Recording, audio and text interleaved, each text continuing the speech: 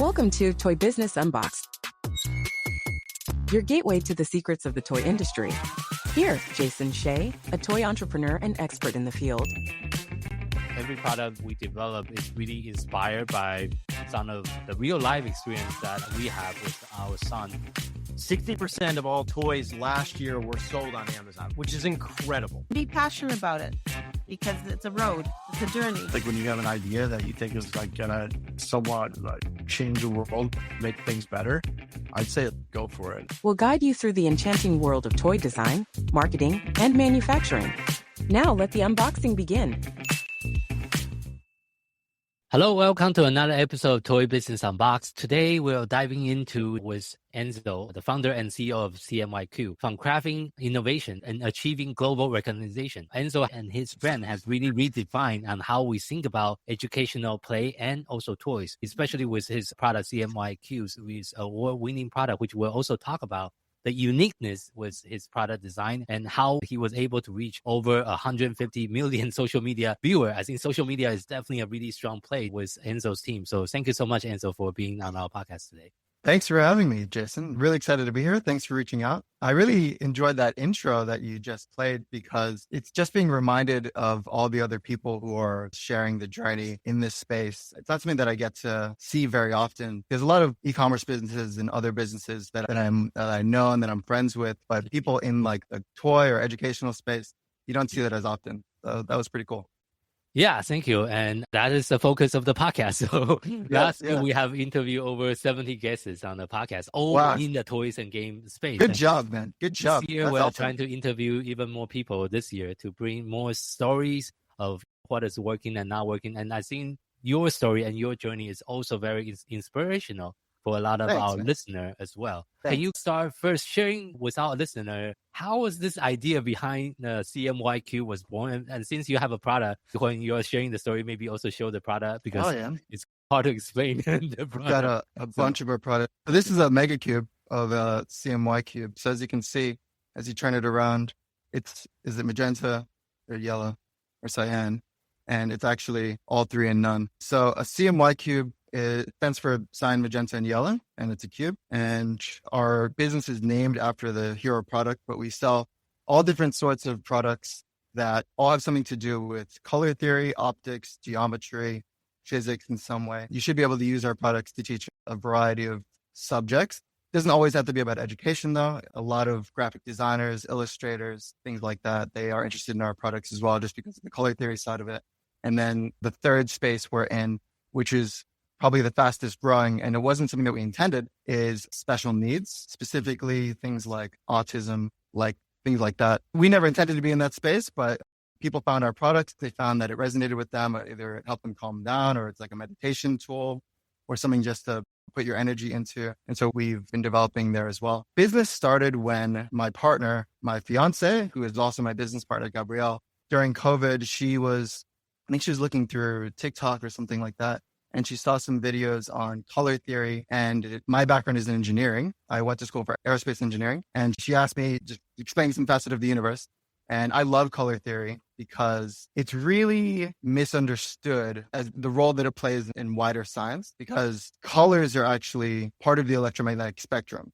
But so is radio waves. So are microwaves. So is the Wi-Fi that is making my computer work right now, or the Bluetooth that's making my headphones connect to the computer. Those are all different forms of light. And so people don't often think about it that way, but it's true. And the strata of the electromagnetic spectrum that we can actually observe easily is what we call visible color. So I'm explaining all this to Gab because I'm nerding out on this. I love this. And she asked me is there a way she could physically understand it? Because I'm just making these abstract concepts.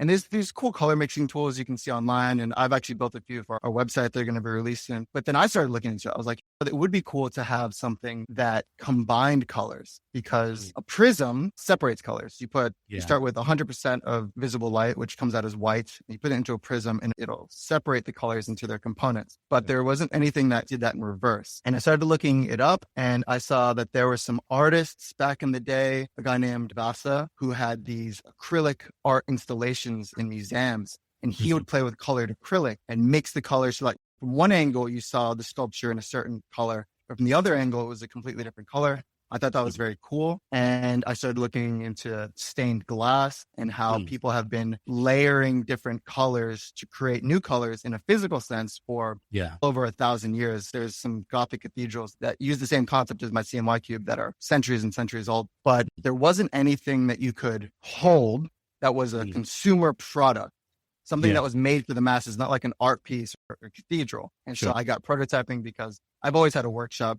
I was trained in engineering, but I became a carpenter. So I've got all the tools. I got a 3D printer set up right here. I got a few 3D printers actually. So I'm just like, I'm playing around. And based on the inspiration and the research that I could find, we came up with the original prototype of a CMY cube. Was it originally that big? Was it a little No. So this is actually not even the standard size. The standard size is that big, but just from what I had freely available.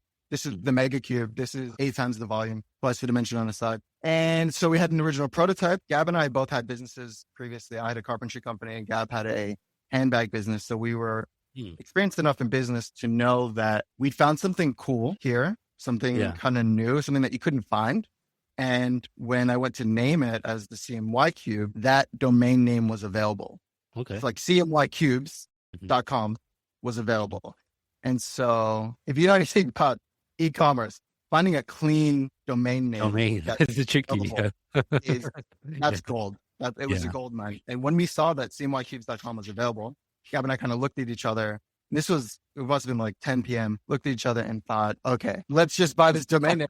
We probably spent, I don't know, like $400 or $500 that night and just bought every variation of this domain name because we'd done a lot of domain name purchases in the past. Yeah. So we knew that if we'd found something cool, we needed to protect it. And then we put it on pre-order based on some really early prototype videos. Yeah. And it went viral overnight. Oh, whoa. Okay. Overnight. So I think we woke up the first day after putting some content out and there was like 30 orders, which is crazy because for there to be 30 orders, that means that thousands of people must have interacted with this piece of content, right? Because conversion rates are so low, especially for untested, really janky website content.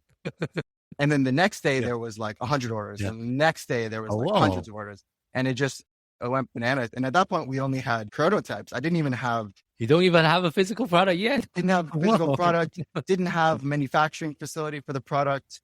Didn't have a distribution channel. Had no idea what we were doing. Had never fulfilled products before. Like we'd fulfilled products for the handbags. It's very different for something that's a soft product than it is for something that's heavy and fragile like ours is. And I'd done a service-based business before. So there was a steep learning curve. Fortunately, we had contact that could help us get this thing manufactured. And it took about 3 months, but we did it. We finally made our first order and started to fulfill. And it was just in time for Christmas. So then it was like early December and it's me and Gab and Gabs' mom and Gabs' best friend just in a storage unit, a little, I guess in feet, like a 10 foot by 10 foot storage unit, just fulfilling thousands of these orders as best we could, like putting these and the original product packaging. We have really sleek product packaging now too, because we refined it, but it was just like a white box that said CMY Cube. There was nothing special about it. Putting it in these poly mailers, just hoping that it works, printing each label one by one. But yeah, that was 4 years ago, 4.5 years ago. Now we are in over 300 retailers worldwide. We're in really notable ones too, like the Museum of Modern Art, the MoMA in New York. Or actually in the MoMA New York, MoMA San Francisco, MoMA Tokyo. We're in the Getty in Los Angeles. They stock our product. The National Children's Museum in Washington, D.C. They stock us. The Philip and Patricia Frost Science Museum in Miami, the Illuminarium. How do you secure those opportunities? Because those museums are not easy to get in. Yeah, there's a combination of things. One is that pretty early on with our viral content on TikTok specifically, we got noticed by some pretty cool science influencers, science content creators. So I don't know, you might be familiar, but probably someone in your audience would be the content creator Vsauce, Michael Stevens from Vsauce. He's got, at this point, it must be 20 million followers on YouTube. And I'd been watching him since I was 10 years old. Yeah, look, I've been watching him, maybe not since I was 10, but I've been watching him for easily 15 years. And in the science YouTube space, he is royalty. He's like the godfather. He's well respected and everybody loves him. And we went viral with this cool new science gadget that no one had ever seen before. And he contacted us. His team contacted. Oh, okay. And because he had this quarterly subscription box called the Curiosity Box. And in that, he included like a bunch of cool science and math games and just cool stuff to be curious about the universe with. But all the profits from this went to Alzheimer's research. And so he contacted us and asked if we could maybe be part of the Curiosity Box for one of the quarters and do a custom product with them. But they didn't have a lot of money to buy the products. Not that they weren't well funded, but like all their profits went back into Alzheimer's research. And immediately we were like, you're Michael Stevens, you're Vsauce, you're my hero. The profits go to Alzheimer's research. We did it for cost price. When we gave them 10,000 units, basically cost price, made custom packaging for them. And then we went viral again. But this time we went viral to his audience. And then off the back of that, we just had so many eyes were on our products and there was so much publicity that we'd been contacting smaller museums and just direct contacts and whatever. A few big names reach out to us after that. I see. Some of them I'm still in talks with about co-developing products, but some of the ones I can talk about are like the MoMA New York. They came to us first. Oh, nice. Okay. And when we first shipped out to them, it was like in business and in life, as you grow and develop, you hit these milestones and maybe you're working towards them and maybe you don't know you're working towards them. But every once in a while, you get this experience where you look around and pinch yourself. Is this real? When the MoMA reached out to me, I was like, this is incredible. And now the MoMA is probably still in our top 5 biggest order. They order the most from us. But then off the back of the MoMA, we realized that we should really try to get into the museum gift shop space because our product, it is a really good fit. It's small. Our product is like, what do you call this? Is this a toy? It is a toy in the idea that you play with it, but it's an educational toy because you can learn something with it. But it doesn't fit the traditional toy space. It's not an action figure. It's a little bit. It's not an action figure. Sure. It's not a remote control car. It's not a coloring book. What is this thing? And we realized that the way to describe it is the kind of thing you'd find in a museum's gift shop. That's how you describe what one of these is. And so now that we have the nickname MoMA on board, we would just reach out to museums and be like, hey, we're in the MoMA. Hey, we're in the MoMA. Hey, we're in the MoMA. Hey, we're in the MoMA. And then we got bigger and bigger that way. And then eventually it turns out that there's museums whose buyers go to the MoMA once a year. We've heard this from a few different museums. They go to the MoMA to see what the MoMA is selling so that they can sell it back in every museum. So like museums in Colombia said that to us. Museums in Colorado said that to us. Oh, whoa. Once they know it fits in the museum's gift shop, once we've proven this case, everyone else just wants it because they need cool things from the museum gift shop. So that's how we got in everywhere. And eventually we got into my local science museum because I'm from Miami and we got into the Philip and Patricia Frost Science Museum in Miami, which was another momentous occasion for me. Yeah. I see. But you currently live in Australia, right? Yeah, we're in the Central Coast of Australia. That's where our headquarters are. That's about an hour north of Sydney. I've been here for over a decade now. I'm a citizen of Australia. So I want to take a step back because this whole story just sounds like almost like a definitely entrepreneurial success. But taking back to originally when you first started 4 years ago, what is that moment when you noticed your product is going viral? What was going through your mind, and were you trying to get like a utility patent or design patent immediately, try to protect the concept? So short answer to that is we made mistakes, big ones, costly mistakes, huge, keep you up at night, crying to your mom mistakes. Now we have the system down. When we do new product development, we will do the trademark. We will do the trademark when we have an idea for a product. We want to, whether or not we go through the actual full product development cycle and make a product at the end of it, we still do the trademark right at the beginning now. And we do the design patent or the copyright, whatever is associated with that particular product. We'll do that in prototyping now before we release it. This, we didn't know what we were doing. My business was, I was a carpenter. I don't need to trademark anything or patent anything. I'm just building walls and stuff and decks. And Gab, when she was doing her handbags, we did do a design registration for the handbag, but it's a very different space. There are a lot of handbags in the world. If you take a walk down the street, you'll see 1,000 different types of handbags. Whereas this is a one-of-a-kind, unique product in the world. So it's a different thing. So we didn't do the trademark. We had the domain name. We got the domain name, and that's all we knew. We're like, wow, domain name, we got this. Let's lock this. We didn't do the trademark as early as we should have. And we didn't do the design patent as early as we should have. We do have the trademark. I do have the trademark CMY Cubes. It was a battle to get that though, because and the patent and things like that, because you're supposed to do that before you release it to the public, especially in America. Some countries don't mind if you have public eyes on the product before you try to protect it, but America does. America really minds. They want you to do all of this before anybody gets to see it so that you can prove that it was your idea and things like that. And There ended up being lawsuits. We're always getting sued.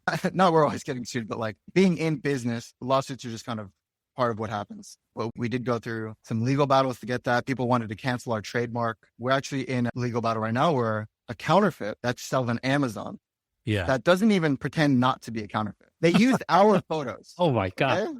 They literally went to our website and our Amazon, took our Yes. photos, and they were selling on Amazon. And we were made aware of this because we got emails from people being like, something's wrong with the product's rubbish, or it's like it broke. And we're like, I spend so much time trying to make these absolutely fantastic, excellent, high quality products. Like the acrylic is diamond polished. We have a proprietary system that applies the color.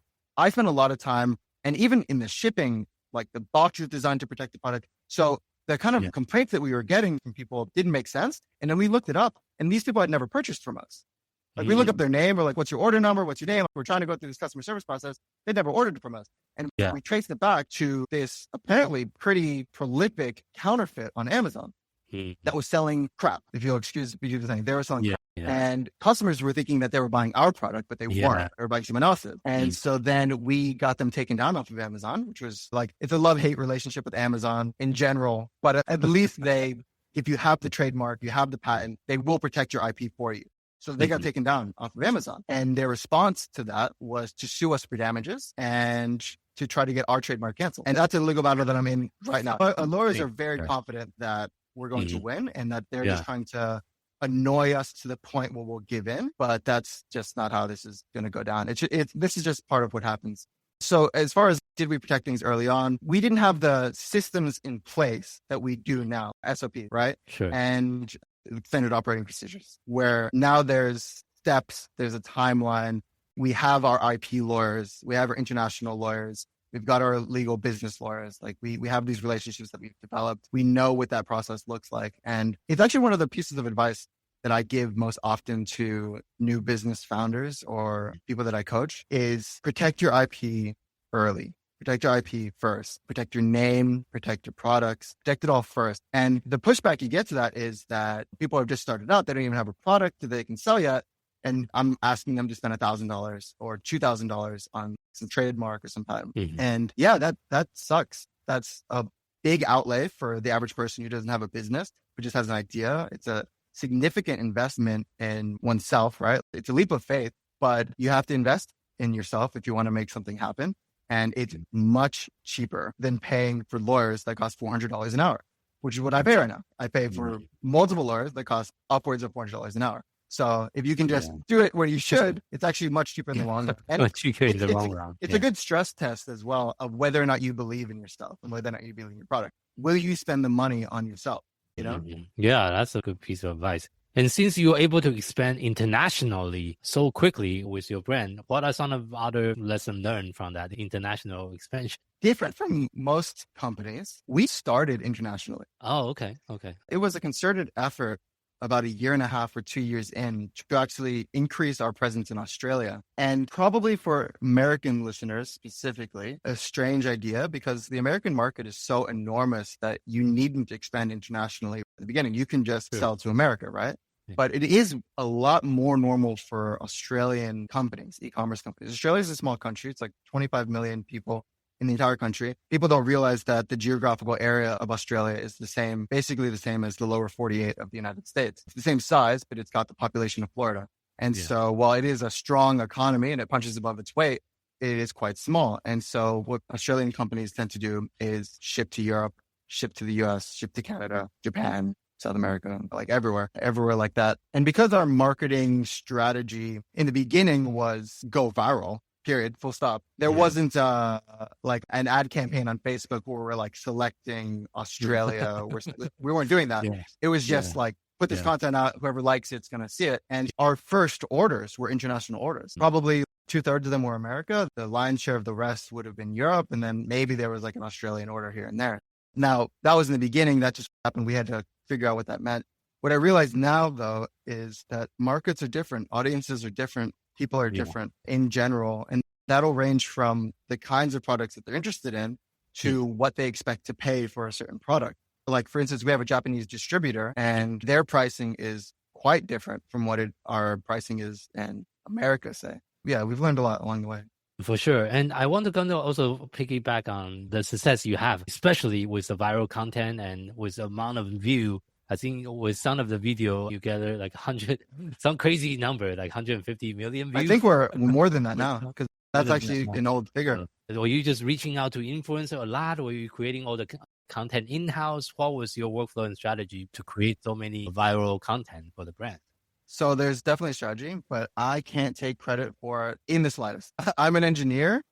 I have an operations mindset. I have a logical mindset. Product development is my passion, my joy. I like making new things. But as far as this marketing strategy, I take zero credit for that. Our amazing success is 100% due to Gabrielle Saper, Gabby Saper. Her Instagram is Scale with Gabs. Her TikTok is Scale with Gabs. If you want to get more information about her viral marketing tactics, she's a coach and an exec in another company called SheCom, which is about helping women in business expand their companies. She's chief of growth for that company, and her forte in coaching is viral marketing. So it was a good team. It was a good team. I do know way more about marketing than your average person does, for sure, because I'm in charge of the business and I have Gab with me all the time. But as far as the actual strategy, that was all Gab. So I can explain it in a second, but I just want to make sure the credit is placed where credit is due, for sure. And in the beginning, we were posting our own content. So we would make content, we would make videos and just try to make them, this is the kind of early TikTok as well, just try to make them sticky. I don't know how to say it. So my first series of videos, it was how do you break a CMY cube, right? Which is crazy. Yeah. One, because why am I showing that my product can break? Yeah, two, it's a beautiful and semi-fragile. Like this is made of acrylic. Like these, if you throw this at a wall, it could chip. It won't shatter. It's not glass. It can break. Yeah. But we made a series of videos where we put it in a blender, put it in a microwave, ran over it with a car, dropped it from the top of a building or something. Just did a bunch of stuff to it, just because it seems like it's so precious. And so the idea was just go the complete opposite, like turn that on its head, right? And it worked. And in the early days, we were posting on Reddit, and we got a lot of accounts banned that way because we're allowed to do that on Reddit. It was unfortunate because some of what I wanted to do on Reddit was really just share something cool. There's cool channels and subreddits where I just wanted to share how awesome this thing was, and other people did too.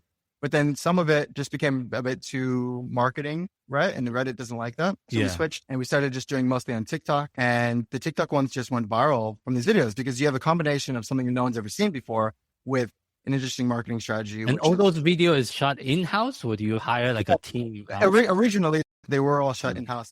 Now, for 4 years, we have a full-time content creator who, off the back of our work with him, has now started his own content creation agency. So he's got about 4 people, and they're all young. They're all they've got their finger on the pulse. His name is Lee. He is such an amazing, inspiring, just powerful young guy. And I so admire him, even though I've got 10 years on him, because if I had the confidence and I guess the self-belief that he does at his age, who knows? But we brought him on board, and it was a long process to find him because your brand and the voice of your brand is a very specific thing if you're a real brand. Nothing against drop shipping, but the voice of, say, a drop shipper is not going to be the same as the company that develops and distributes their own products. Like we have our own culture, we have our own feel, and finding a content creator that matched our energy on that was a long process. And we went through a few different content creators that we had found over the years. And then we found Lee, and Lee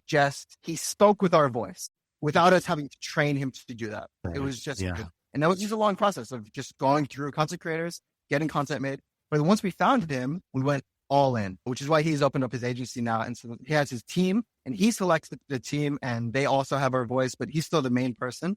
And now he makes our content with Gab. So Gab is in charge of marketing in general. We have another marketing manager here, and then they manage Lee and his team. And so they'll come up with ideas and the campaign strategies for different markets, because we sell on TikTok Shop now. And so there's social commerce side of what's going on TikTok. We also cross-post to YouTube. We cross-post to Instagram. We're huge on Pinterest. We've got 2 million views a month on Pinterest, things like that. So all these different platforms, even sometimes down to the country, we'll have different strategies.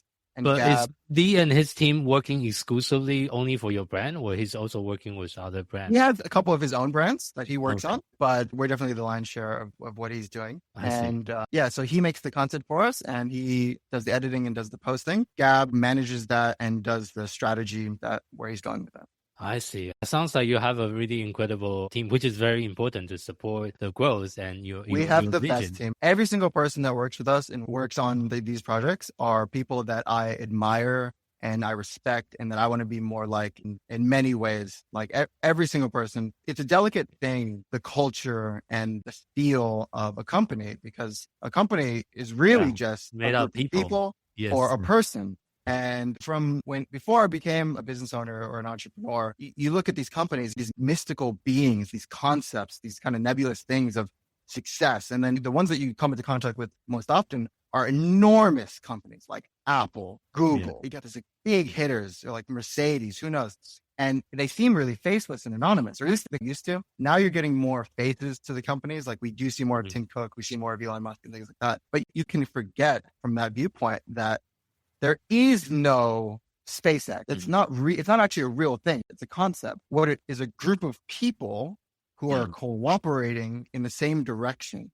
And that's true all the way down to even if you're just like a sole trader, somebody working on a business yourself, how you feel about the business and how you act towards your customers is what the business is. And when selecting our team here, again, we've made mistakes. We've brought people on that weren't the right, even if their skills were exceptional, even if the skills were good, how they showed up and how they communicated with the rest of the team. If it doesn't fit, it can be a cancer for the company. And I don't use that word. I don't use that word lightly. I understand that there's a lot of baggage associated with the word cancer, and I'm not trying to detract from people who suffer from that in any way. But businesses are organisms as well, and they can also suffer from diseases in the same way. And I'm using this as a specific metaphor to say that like it can be something that just eventually builds to the point where it can destroy your company. You need to select your team very carefully. And that's why I'm so happy that our team is just aces. We've got the right people doing the right thing. And honestly, I love them all. Yeah. Got it. Yeah. Thank you so much for sharing all your wisdom and Sure. also congratulations on your success so far. As well, Thanks. wrapping up today's interview, if you have to share just one piece of advice with someone that's getting started within the toys and game industry, what would that be?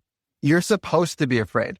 There's a lot in that sentence. I'm not trying to say you must be afraid. Be afraid. What I'm trying to say is it's okay that you're afraid. That's not an inhibitor. That's not when you're doing your calculus of whether you should move forward. The fear that you feel shouldn't be something that stops you. That's normal. Say you take an ice bath or something. It's very cold and your body thinks it's dying. This is supposed to happen. You're supposed to be very cold. It's supposed to feel like you're dying. That's what you're doing, right? And the process to starting a business or running a business, fear is part of it. I've got a big-ish team where we're not a small business anymore. We're not huge, like small, medium business. We turn over in the millions at this point, and I've got so much going on. And from almost any viewpoint looking out, from the outside looking in, I'm successful. This is successful. But I feel fear every day. And it's just part of what happens. And part of what I think the development of being a business owner is becoming comfortable with that, knowing when to listen to it and overcoming that in a way, or becoming a friend to your fear. Like your fear is not there for no reason. It's telling you about risk, right? But you don't need to blow up those risks in your mind. You don't need to overweigh the consequences of those risks. It's okay to be afraid. And the path to growth is through that fear. So that's the one thing. Normally when people are about to start something, they're just like, I just don't know. Should I do this? Whatever. Not to get overly philosophical for you here, but I have tattooed on my arm, Memento Mori, which means remember death, which I know just changes how this conversation feels a little bit, but I actually think it's a positive thing for me. It's that we're all on this journey and we know where it ends. Okay. Like there's no one gets through this alive. And so if there's things that you feel you want to do in your life, what are you waiting for? Like, here it is, do it. And often the worst case scenario, if you actually sit there and you write it out, isn't as bad as you think. Like maybe you blew $1,000 on a trademark that never went anywhere. At least you took a shot at yourself. Sure. And to be honest, in all of my interactions with people and all of my experience, I've actually never met somebody who didn't accomplish what they set out to accomplish if they didn't stop, if they didn't give up, if they didn't start giving into that fear. Like if you just keep going, you will keep making progress And then one day you'll look back and be like, wow, look at all I've done. So yeah, one piece of advice is like, you're supposed to be afraid. It's okay. Yeah, thank you so much for sharing that. So for those listeners that want to find more about you and your company, where is the best place for people to find you online? That's one of my 2025 goals, is actually to increase my personal brand and my presence online. I'm personally not very active. I do coaching and things like that, very select in ways. The best way to know more about us or our company is either with @CMY Cubes. That's cyan, magenta, yellow cubes. So it's CMY Cubes everywhere. Yeah. TikTok, Instagram, wherever. Scale with Gabs is Gabs' handle for TikTok and Instagram. If you message either of those platforms, there's probably a way to get to me through them. But I am trying to this year put more content out and just be more of a presence. It's a long journey for me. It's hard for me to feel like people want to hear what I have to say, but I've had enough feedback where it seems like I've paid in blood, sweat, and tears for my lessons. And if anything, I have a responsibility to society to share that. Sure. Yeah. Thank you so much. I'll make sure we put that in the show note. And for our listeners, thank you so much for tuning in to this episode of Toy Business Unboxed podcast. We hope you enjoy the conversation and find it insightful and inspiring. If you like what you have heard, be sure to subscribe to our podcast on your favorite platforms so you never miss an episode. We really appreciate your support and would love it if you can leave us a review and share the podcast with your friend and colleague. For more resources, tips, and the latest update in the toy industry, visit our website at toy-launch.com. Join the conversation and connect with us on social media using hashtag #ToyBusinessUnboxed. Love to hear your feedback and suggestions for future episodes. Until next time, keep innovating, keep creating, keep bringing joy to toys. This is Jason Shea signing off on the Toy Business Unboxed podcast, and we'll see you in the next episode.